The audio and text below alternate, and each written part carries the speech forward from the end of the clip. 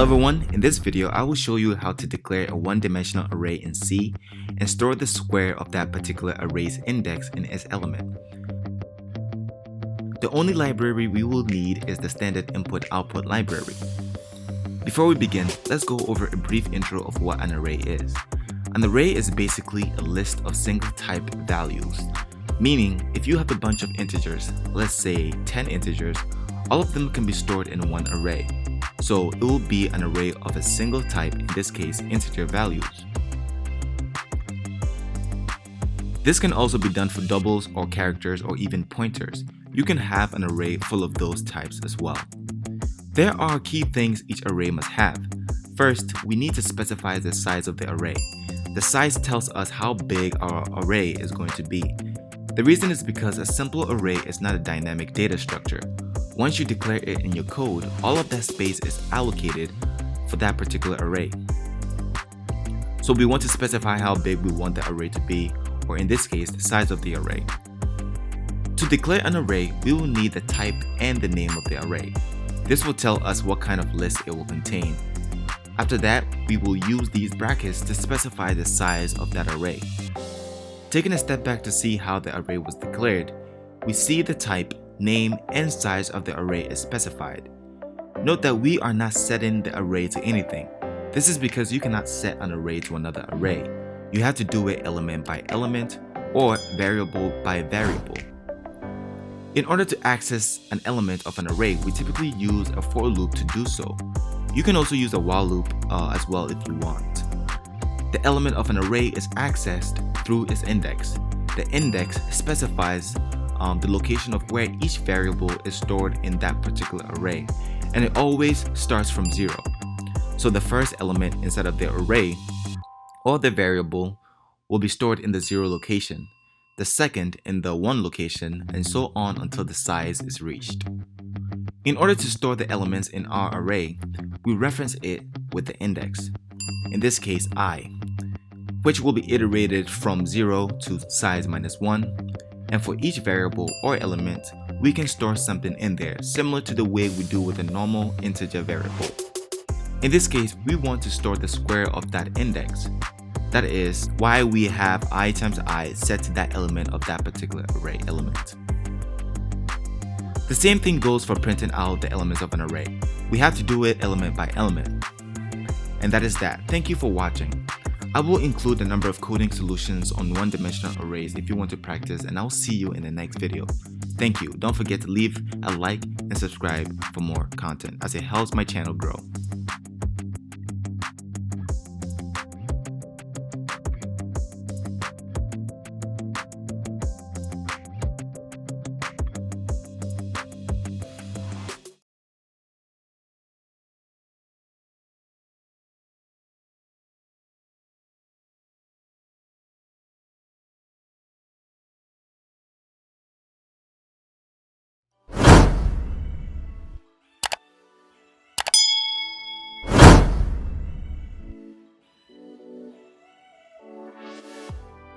Hello everyone, and in this video I'll be covering the concept of a 2D array and how it is actually structured in memory.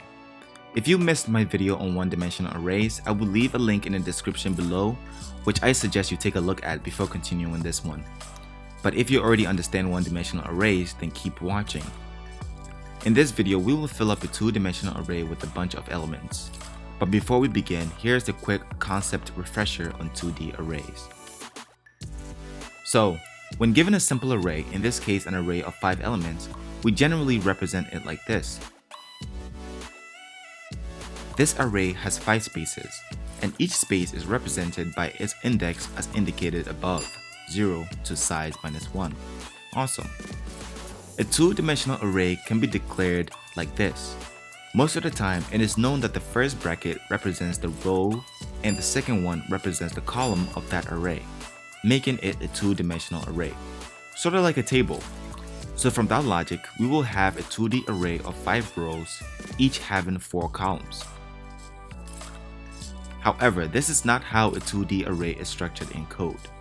What is actually happening is that whenever we declare a 2D array like the one we did, we declared an array inside of an array. I know it can get confusing, but stay with me. So after declaring our 2D array, we will have a list of 5 elements and their index, and each element will have 4 elements inside of itself. For example, before we do an example, let us change the name of the 2D array to match everything so that we can be consistent, and let us fill each index of the array so it makes everything easier.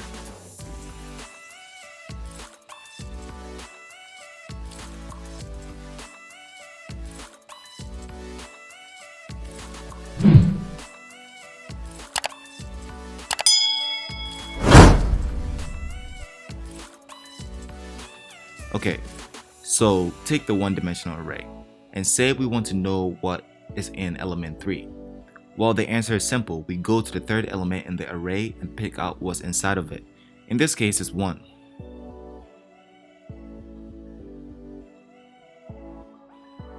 For the 2D array, if we want to know what is inside of array 3, 2, for example, we will go to the third index of the 2D array, which is another array, and then go to the second index to see what's inside of that element, which is 13.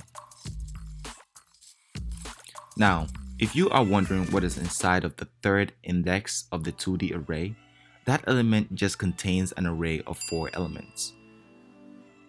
So to summarize, whenever a 2D array is declared, the first element specifies how many arrays there is, and the second digit tells you how big each array is. This concept has been denoted as rows and columns, but you want to be careful because it implies that every row inside of a 2D array will have the same amount of columns, which is false. So having this form of understanding enables you to master 2D arrays. The rest of the video will be me coding. This program will fill in the elements of the 2D array, so try and study the code and leave a comment on anything you don't understand. Don't forget to leave a like and subscribe as it helps my channel grow. Thank you for watching, and I'll see you in the next video.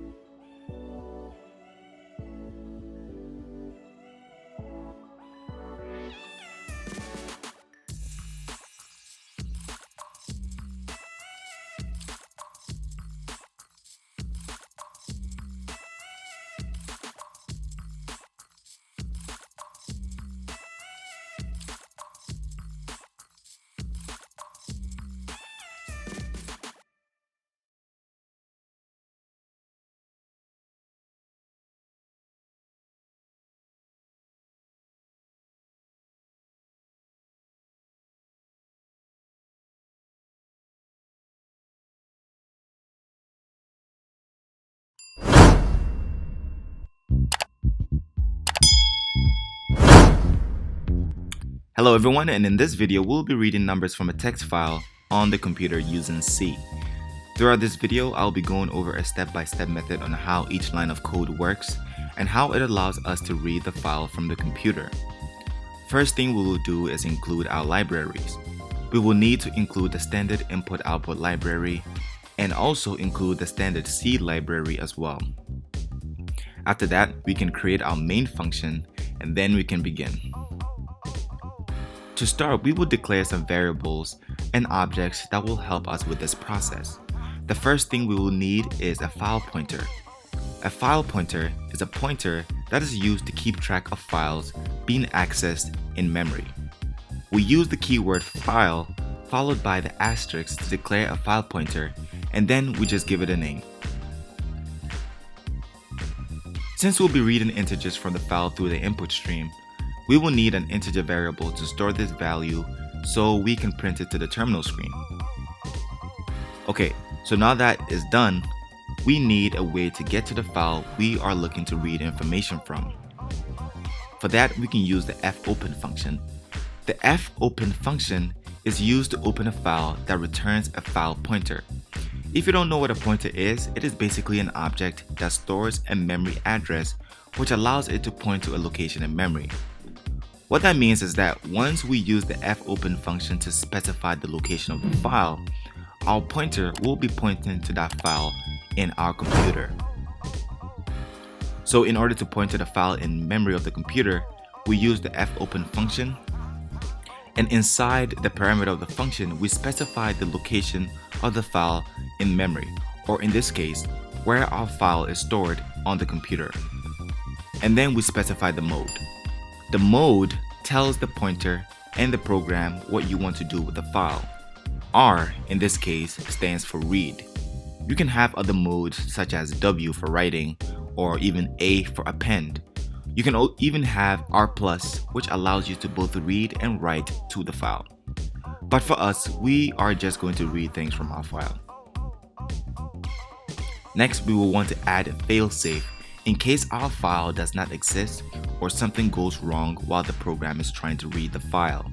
So right after that line of code, we will check if the fopen function has been successful in opening or pointing to the file on the computer.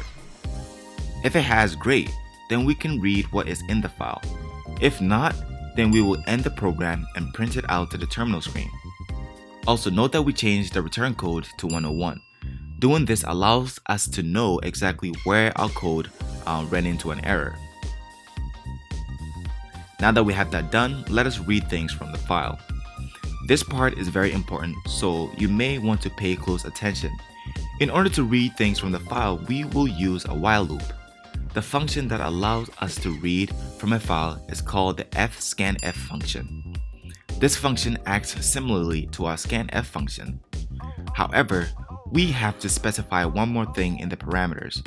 We need to specify the pointer to the file, what value we will be expecting to read from the file, and the place to store it. We will be expecting only integer variables from the file. That is why we specify the num and integer variable in the parameter section. Try and study the format of this line of code. The fscanf function returns 1 for every successful passing and 0 if it's not able to read the information from the file. I would advise that you watch my video on input validation if you need a refresher on the scanf function and how it is used to validate input. Anyway, after every read, we will expect to get 1 as a result. And if we don't get 1, we know that we are done reading the information from the file. Note that after every good read, we print it to the terminal screen. So after that, we are done reading things from the file.